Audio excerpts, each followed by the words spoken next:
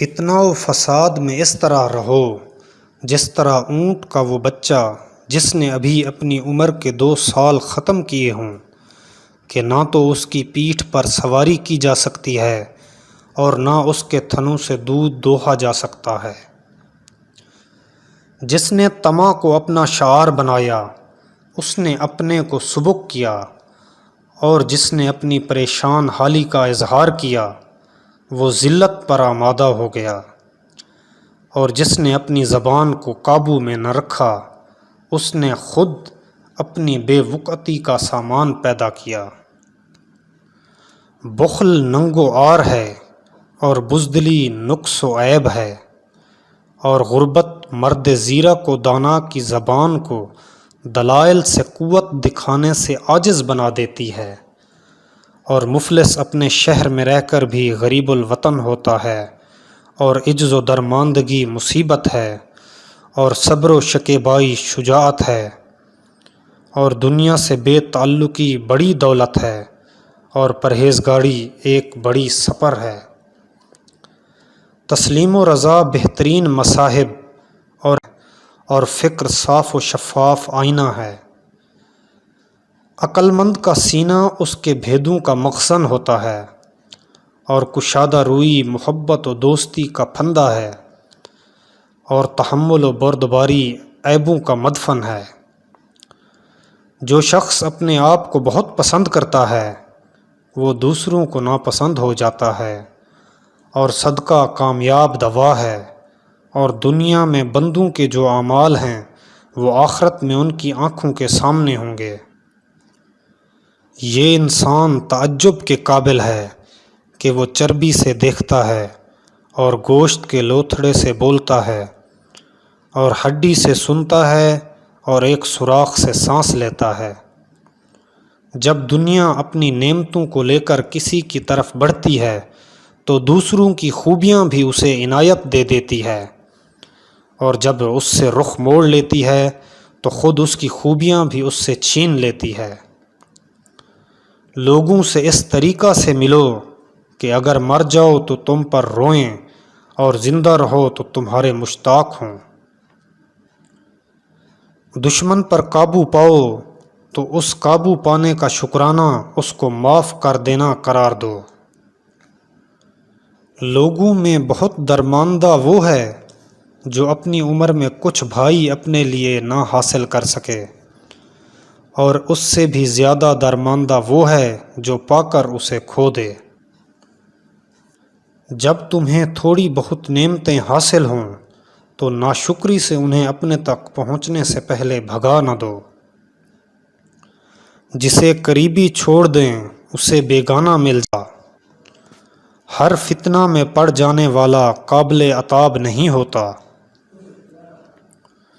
سب معاملے تقدیر کے آگے سر نگوں ہیں، یہاں تک کہ کبھی تدبیر کے نتیجے میں موت ہو جاتی ہے۔ ان لوگوں کے بارے میں کہ جو آپ کے ہمراہ ہو کر لڑنے سے کنارہ کش رہے، فرمایا ان لوگوں نے حق کو چھوڑ دیا اور باطل کی بھی نصرت نہیں کی۔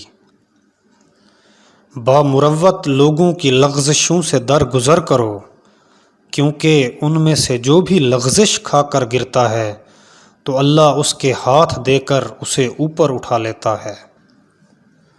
خوف کا نتیجہ ناکامی اور شرم کا نتیجہ محرومی ہے، اور فرصت کی گھڑیاں تیز رو ابر کی طرح گزر جاتی ہیں، لہٰذا بھلائی کے ملے ہوئے موقعوں کو غنیمت جانو۔ حیا کی 2 قسمیں ہیں، ایک وہ جو باتقاضائے عقل ہوتی ہے، یہ حیا علم و دانائی ہے، اور ایک وہ جو حماقت کے نتیجہ میں ہوتی ہے، یہ سراسر جہل و نادانی ہے۔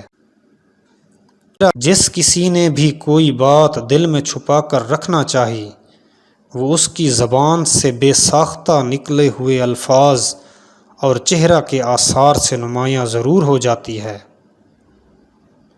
مرض میں جب تک ہمت ساتھ دے چلتے پھرتے رہو۔ بہترین زہد کا مخفی رکھنا ہے۔ جب تم دنیا کو پیٹھ دکھا رہے ہو اور موت تمہاری طرف رخ کیے ہوئے بڑھ رہی ہو تو پھر ملاقات میں دیر کیسی؟ ڈرو ڈرو اس لیے کہ بخدا اس نے اس حد تک تمہاری پردہ پوشی کی ہے کہ گویا تمہیں بخش دیا ہے۔ نیک کام کرنے والا خود اس کام سے بہتر اور برائی کا مرتکب ہونے والا خود اس برائی سے بدتر ہے۔ سخاوت کرو لیکن فضول خرچی نہ کرو، اور جز رسی کرو مگر بخل نہیں۔ بہترین دولت مندی یہ ہے کہ تمناؤں کو ترک کرے۔ جو شخص لوگوں کے بارے میں جھٹ سے ایسی باتیں کہہ دیتا ہے جو انہیں ناگوار گزریں، تو پھر وہ اس کے لیے ایسی باتیں کہتے ہیں کہ جنہیں وہ جانتے نہیں۔ جس نے طویل طویل امیدیں باندھیں اس نے اپنے اعمال بگاڑ لیے۔ مستحبات سے قرب الہی نہیں حاصل ہو سکتا جبکہ وہ واجبات میں سد راہ ہوں۔ عقل مندوں کی زبان اس کے دل کے پیچھے ہے اور بے وقوف کا دل اس کی زبان کے پیچھے ہے۔ خوشا نصیب اس کے جس نے آخرت کو یاد رکھا، حساب و کتاب کے لیے عمل کیا، ضرورت بھر پر قناعت کی اور اللہ سے راضی و خوش